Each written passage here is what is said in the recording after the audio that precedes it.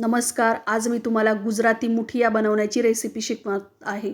तर त्यासाठी इन्ग्रेडियंट्स जे आहे ते तुम्हाला मी सांगणारच आहे. तर त्यासाठी सर्वात महत्त्वाचं आपल्याला मेन लागतं ते म्हणजे दुधी भोपळा. तर तो दुधी भोपळा घ्यायचा आहे. तर त्याला छान असं तो धुतल्यानंतर त्याला आपल्याला किसायचं आहे.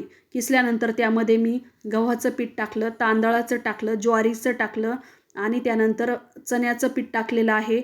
आणि त्याला क्रंचीपणा येण्यासाठी थोडंसं आपल्याला रवा टाकायचा आहे त्यामध्ये. तर हे सर्व पीठ एकत्र करून घेतले. त्यानंतर मी यामध्ये टाकणार आहेत दही. तर दह्याने एक छान त्याला टेक्स्चर छान येत असतं आणि टेस्ट पण छान येत असते. त्यामुळे मी इथे वाटीभर दही टाकलेलं आहे. तर त्यानंतर मी आलं लसणाची पेस्ट टाकली यामध्ये. त्यानंतर मी टाकणार आहे थोडासा ओवा ओवा आणि नंतर थोडीशी साखर आणि नंतर चवीपुरतं मीठ. तर तुम्हाला यामध्ये तुमच्या आवडीनुसार जे तुम्हाला पिठं टाकायचे ते तुम्ही टाकू शकतात. नंतर मी आपल्याला थोडंसं तिखट असण्यासाठी त्यामध्ये मी थोडंसं मिरची वाटून टाकलेली आहे. हिरवी मिरची वाटून टाकलेली आहे. तर त्यानंतर आपल्याला थोडंसं हळद असेल किंवा तुमच्या घरामध्ये गरम मसाला असेल तर तोही टाकू शकतात. त्यानंतर आपल्याला थोडंसं 2-3 पळ्या यामध्ये तेल टाकायचं आहे, खाण्याचं रिफाइंड ऑइल जे असतं ते. आणि ते टाकल्यानंतर हे सर्वही छान असं आपल्याला मिक्स करून घ्यायचं आहे सर्व इन्ग्रेडियंट्स. जसं पाणी लागेल त्या पद्धतीने, खूप आपल्याला पातळही करायचं नाही आणि खूप घट्टही करायचं नाही हे मिश्रण. तर आपल्याला जसं आपण कोथिंबीर वड्या बनवतो त्या टाईपमध्ये आपल्याला हे पीठ मळून घ्यायचं आहे आणि खूप पण घट्ट मळायचं नाही आहे. तर हे बघा अशा पद्धतीने मी थोडं थोडं पाणी त्यामध्ये ॲड करून हे सर्वही मळून घेत आहे. मळून घेतल्यानंतर आपल्याला स्टीम करायचं आहे याला.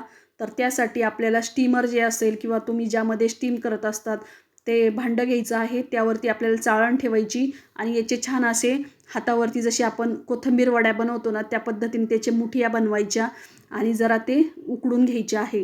तर 10 ते 15 मिनटाला 10च मिनटं जास्तीत जास्त वेळ लागतो.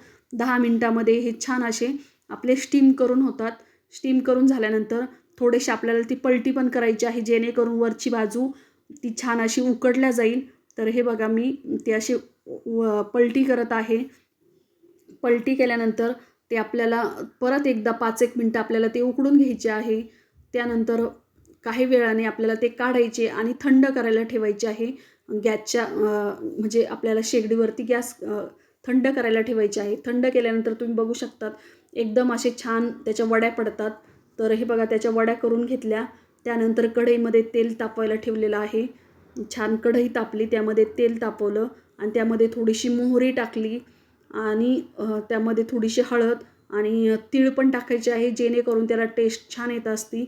तर त्यामध्ये मी थोडीशी तीळही चांगले फ्राय करून घेतले आणि त्यानंतर ह्या वड्या आपल्याला त्यामध्ये टाकायच्या आहे आणि छान अशा त्या परतून घ्यायच्या आहे. तर कढीपत्ताही थोडासा टाकला मी यामध्ये. तर हे बघू शकतात त्या फ्राय केल्यानंतर टेस्टला खूप छान लागतात आणि हा गुजरातमधील सर्वात फेमस किंवा आवडीचा पदार्थ आहे. तर तुम्ही नक्कीच ट्राय करा आणि ह्या वड्या खूप छान झालेल्या होत्या. आपण तशाही खाऊ शकतो किंवा आपल्याला नाश्ता म्हणून आपला सकाळी छान असा याचा नाश्ता होत असतो. मुलांना टिफिनसाठीही देण्यासाठी ही खूप छान रेसिपी आहे. तुम्ही नक्कीच ही रेसिपी करा.